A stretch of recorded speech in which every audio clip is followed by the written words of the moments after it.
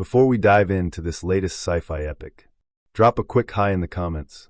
It may seem small, but trust me, it really helps YouTube share this story with more sci fans like us. I'd love to see who's watching. The cosmos wasn't kind to fools, which explained why Jack Blastowicz had thrived in it for so long. Stars burned, empires collapsed, and black holes devoured entire armadas with the casual indifference of a diner cook flipping burgers, all while Jack perfected the art of surviving through a cocktail of caffeine, chaos, and what Debbie called terminal lack of self-preservation instincts. The misfortune cookie hung in the bruised purple sky above Tantarus 9, a moon so cosmically irrelevant that even the system's star seemed embarrassed to claim it. From orbit, the surface resembled a teenager's first attempt at terraforming. Jagged obsidian mountains jutted through neon green forests, rivers of glowing sludge meandered into lakes of bubbling acid, and the atmosphere had a distinct aftertaste of burnt popcorn and existential dread. Inside the ship's cockpit, Jack was losing a 3-round bout with the coffee dispenser. "I said double espresso," he growled, jamming a spanner into the machine's access panel. "Not battery acid filtered through a gym sock." A spark flew out, singeing his eyebrow. The dispenser gurgled and produced a viscous black liquid that smelled like a tire fire. "Congratulations," Debbie's voice dripped from the ceiling speakers. "You've invented crude oil." "You're hilarious. Remind me to donate your core processor to a toaster museum." "You'd miss me. Who else would stop you from accidentally venting yourself into space every Tuesday?" Jack slumped into the pilot's chair.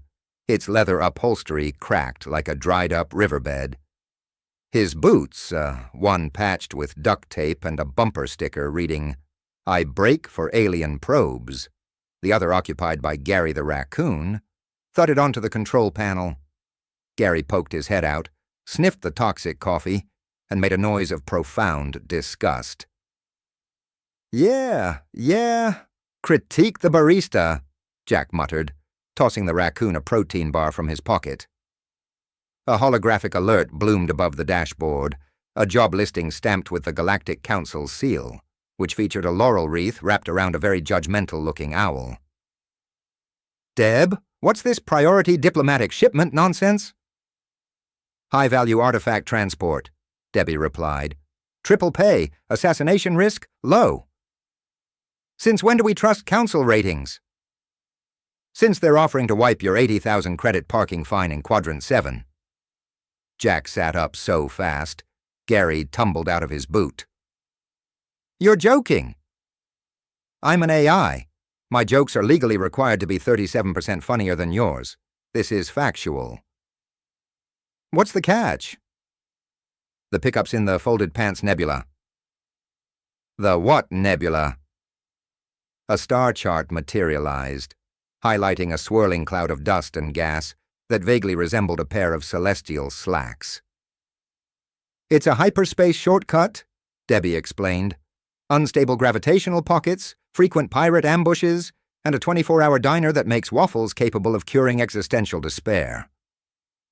"Sold. Plot the—" "But," Debbie interjected, "we'll need to replace the quantum flux capacitor first. Ours has been held together with chewing gum since the Kessel Run incident." "The what incident?" "You were unconscious. I'll send the trauma drone footage later." The Folded Pants Nebula wasn't so much navigated as survived. The misfortune cookie bucked like a mechanical bull as Debbie threaded them between colliding asteroids and pockets of space-time that hissed at them in dead languages. "Remind me why we didn't take the scenic route?" Jack white-knuckled the armrests, watching a comet scream past close enough to count its craters. "Because the scenic route passes through Tax Enforcement Sector 12, Debbie said, "and I'd rather not spend 6 months in an impound lot again." The diner materialized ahead, a chrome-plated relic from the 25th century, its neon sign flickering Joe's space waffles and existential solace. It orbited a black hole, held in place by a precarious dance of gravity and hope. Inside, the air smelled of maple syrup and ionized plasma. A 6-armed fry cook flipped pancakes on a griddle welded to a nuclear reactor.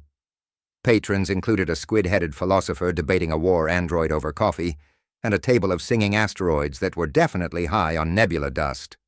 "You're late," growled the Zorzokian contact, her golden scales glinting under the diner's harsh lights. She slid a briefcase across the table, a black cube etched with glowing runes that hummed in a frequency that made Jack's fillings ache. "Traffic was hell," Jack said, popping the briefcase open. Inside, nestled in black foam, was a hexagonal prism that refracted light into colors he couldn't name. "What's this? Galactic Council's new paperweight?" "The Axiom Shard," the Zorzokian hissed, glancing at a group of cloaked figures in the corner. "A relic from the first civilization. It can manipulate quantum probabilities, make the improbable inevitable." Jack snapped the case shut. "So it's a loaded die for reality. What could go wrong?" "Everything," Debbie muttered through his earpiece. "Pirates at 5 o'clock. Try not to die before paying the waffle tab." Captain Vrax's crew kicked in the door, their plasma rifles whining to life. Vrax himself stood 7 feet tall, his exoskeleton grafted with stolen ship parts, one eye replaced by a targeting laser that painted a red dot on Jack's forehead. "The Shard," he rumbled, "or I spill your organs in alphabetical order." Jack grinned, sliding the briefcase under the table with his foot. "Bad news, Vrax.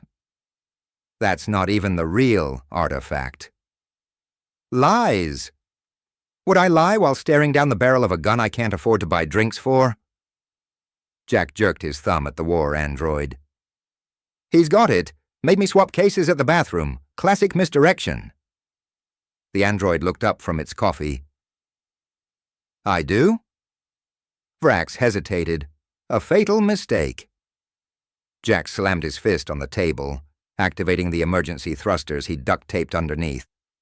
The table rocket boosted upward, smashing through the diner's roof and into the vacuum of space. "DEB-NOW?" The misfortune cookie swooped in, cargo bay yawning open. Jack grabbed the briefcase and leapt, the diner exploding behind him in a silent fireball of syrup and shrapnel. The Zorzokian temple hung above a gas giant, its spires carved from asteroid bone. Robed acolytes chanted in low tones that vibrated in Jack's molars as he handed over the shard. "Pleasure doing business," he said, already mentally spending his fee on a lifetime supply of espresso and a boot that didn't house wildlife. "Human," the high priest intoned. "The shard's activation requires a stabilization period. You must remain until dawn." "Nope, no offense, but your decor screams human sacrifice optional but encouraged."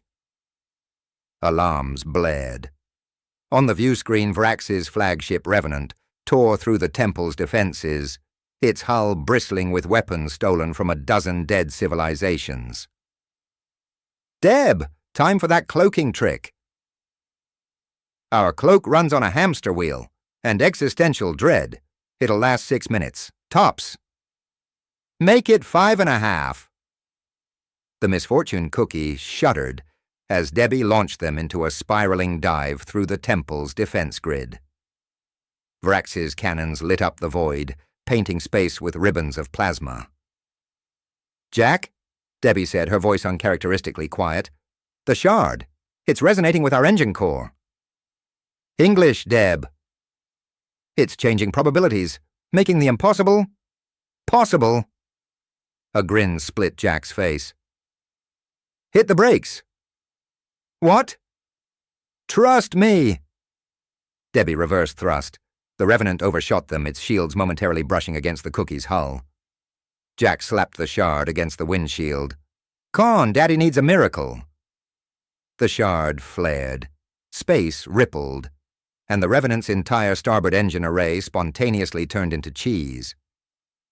"Swiss," Debbie noted. "Mild, nutty, excellent melt properties." Vrax's ship listed drunkenly as molten dairy flooded its corridors. "Deb?" "Already warping."